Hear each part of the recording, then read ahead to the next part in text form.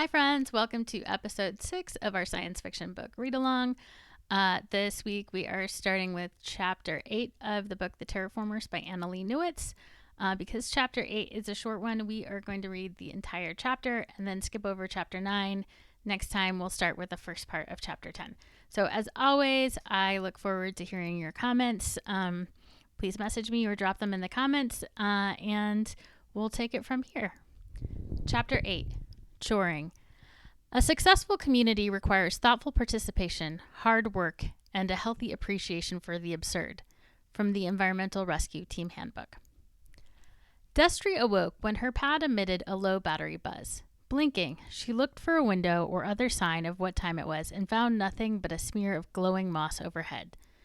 Nil was breathing warmly next to her, his thick black hair fanned across her arm. Oh, right. She was deep underground with a bunch of people who weren't supposed to exist. Her micromanaging boss was about to spray human diarrhea on the world, and of course she hadn't really paused to consider that a day without sunlight would mean a pad without power. Outside the door, she could hear the faint sounds of hooves and voices, which meant they probably hadn't missed breakfast yet. She sat up on the bed platform as Nil stirred, stretched and yawning. How the hell did people around here tell time without the sun to guide them? A crackling noise, followed by a tart voice, issued from the doors up and down the hallway, provided an answer. Breakfast is nearly prepared. It sounded awfully familiar.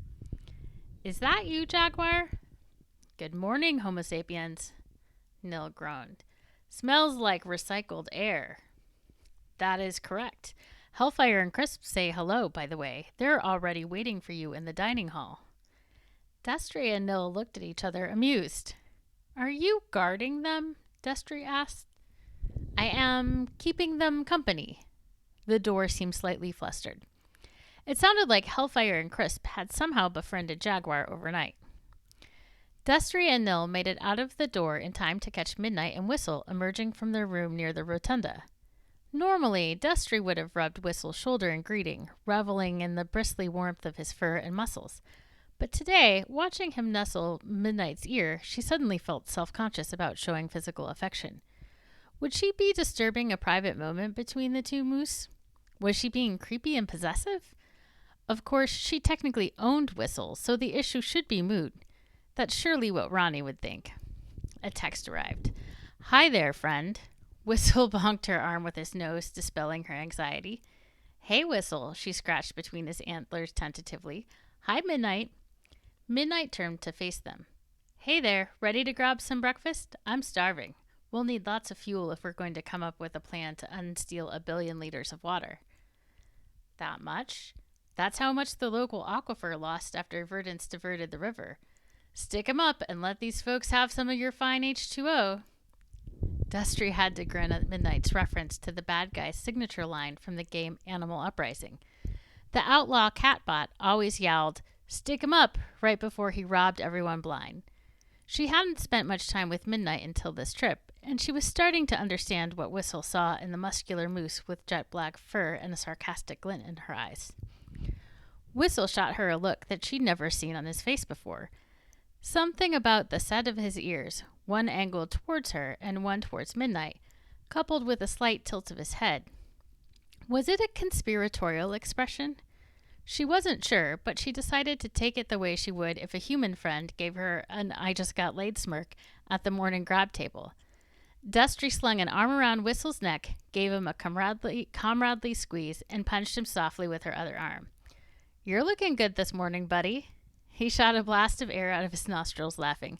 I am good. Each day, all day. As he carefully chose words from his limited vocabulary, Midnight turned away, texting him as she cantered up the hallway. I need to find Long.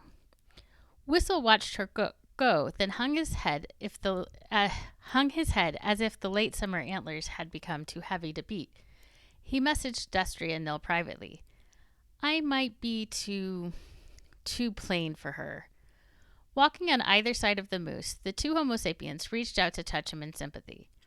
Long told me to warn you that she's a heartbreaker, Destry said. The moose snorted. When they got to the dining hall, Midnight and Long were nowhere to be found. Destry picked up a charging pad for her mobile, dropping it next to Rocket in case the mountable drone needed a quick top-up. Nil grabbed some bowls of porridge with seared grubs and apples. Lucky brought a big pitcher of coffee for the table, and Whistle loomed over them, eating from a huge trough of leafy twigs. Eventually, the Dashes joined the group, along with a cat who refused to introduce herself or talk to anyone. "Are you in one of your moods?" Dash texted the cat publicly. "Because we need to make some progress today on the magma guide swarm." "Are you still a condescending smear of vomit? Because I need to eat my breakfast." The other two Dashes chittered with amusement, and the cat went back to crunching her protein bar. Though this room had seemed so familiar last night, Dusty realized something was missing, or rather, something was present. All the people were here, even the bots and cats. In L'Orange, the humans lived and ate in the main dorms, while the mounts had the barns. Bots didn't need places to eat or sleep, and all the other people, well, they had their own food arrangements that they preferred. Dusty never really thought about how weird it was that they didn't eat together. She had always assumed it was easier for everyone to have their own spaces. But this was just as easy. In some ways, it was easier because they could talk about missions in a more casual way and maybe let off some work-related stress. Slurping down their coffee, Lucky snapped their fingers as if they'd just remember something. "If you're going to stay for a while, I need to add you to the chore schedule. Anybody have limits on what they can do?" There were murmurs from around the table, and everybody sent their ERT choring tags to Lucky. Every ranger had a choring tag, a small blob of structured data that listed their strengths and weaknesses as community contributors. Nobody could live on an ERT campus for any length of time without choring, helping out with shared tasks like cooking, cleaning public areas, and infrastructure maintenance. Dusty's tag indicated a preference for cooking, but after centuries at the L'Orange campus, she was competent in everything from waste disposal to road repair. The only person who looked dubious was the cat. Are they really going to stay for enough time to help with choring? Rocket played a few bars of a popular work song, its peppy tempo designed to bring a little levity to chopping potatoes or tending the compost cycle and cesspits. "Even if we stay a few days, we need to make our contribution." Nil drummed fingers on the table. "I have to agree. And this watershed repair could take a couple of months. Nobody is expecting us back until fall." Maybe nobody was expecting them back, but now Dusty knew for sure that Ronnie was keeping tabs on her and might figure out something was amiss when her spore trail dried up. As she worried silently, Dusty caught Whistle looking at Midnight for several long beats. She hoped his obvious affection wasn't misplaced. Emotions could run high in the field, especially in a small group like theirs, facing a lot of risky unknowns. By the time they had cleared their dishes, Dusty had already gotten her first choring assignment. Kitchen cleanup tonight after dinner. Things were definitely starting to feel more and more like home around here. As she followed Nil and Lucky back to the ERT water labs, she fell into systems thinking again, wondering where Spider City had diverged from L'Orange. Had the Spider City people always eaten together back when they lived at L'Orange? That would have been before her parents, Dusty Sr. and Frenchie, were decanted by people she'd been taught were extinct. The Archaea and all the other people in the Great Bargain with them.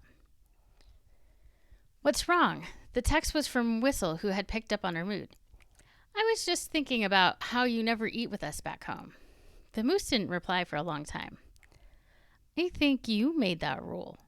"What?" She was irked. "I didn't make that rule. Plus, it's not a rule, it's a tradition." It took even longer for Whistle to answer this time.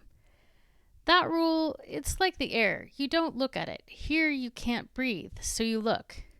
When he put it that way, her irritation was replaced by a hot gout of shame. She was famous for comprehending systems in their entirety, for repairing connections between nodes that nobody else could perceive. Why hadn't she seen the edges that defined their social lives back in L'Orange? Whistle knew all along, despite his low INOS rating. She was reminded of what Dash expressed last night about building the dogs who discovered their ancestors' history back on Earth. Dash understood what she'd done. But did that L'Orange engineer who installed the limiter in Whistle's brain ever stop to think that they were deliberately destroying a person's ability to communicate, to be understood? All she could do now was acknowledge, once again, that INOS ratings were ass. "You're right, Whistle. I feel really stupid for not noticing this sooner." He nudged her gently. "Once in a while you were smart, Dusty." You give me all the pine cones, right? Would you want to eat with us back home if we changed the rules? I don't know. He turned to face her, the familiar soft square of his nose curving down in a way that appeared particularly thoughtful. Things can change now. We could live in Spider City. Before she could answer, they reached the door to the ERT lab.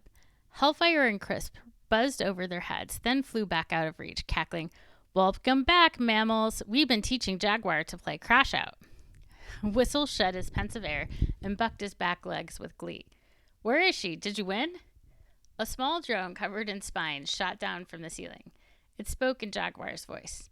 "I'm using this as a remote. Check it." And the three drones whirled in intricate spirals down the lava tube that led to the skylit garden, gracefully competing in a game that Destry barely understood. Whistle bucked again, emitting a high, keening cry to cheer them on. Just then, Midnight and Long arrived. Midnight gave the entire crew a once-over, looking especially judgy when she saw Whistle, and spoke to the door. "May we please come in, Jaguar? It's time to start work." The door split in 2 half-moons, leaving a large open wedge for everybody to walk through. Apparently, Jaguar was too pleased by her performance in the crash-out tourney to say anything sour. Destry and Whistle stayed behind to watch the still circling drones. Whistle looked sadly at Midnight's retreating form. "So much for that," he sent.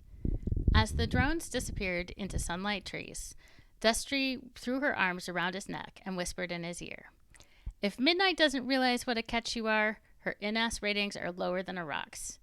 The moose flicked an ear at her, and they went into a lab, where the ceiling emitted a murky glow from the morning sky through 200 meters of water. All right, guys, that's it for Chapter 8. Would love to hear your thoughts, and join us next time for the first few pages of Chapter 10. Take care.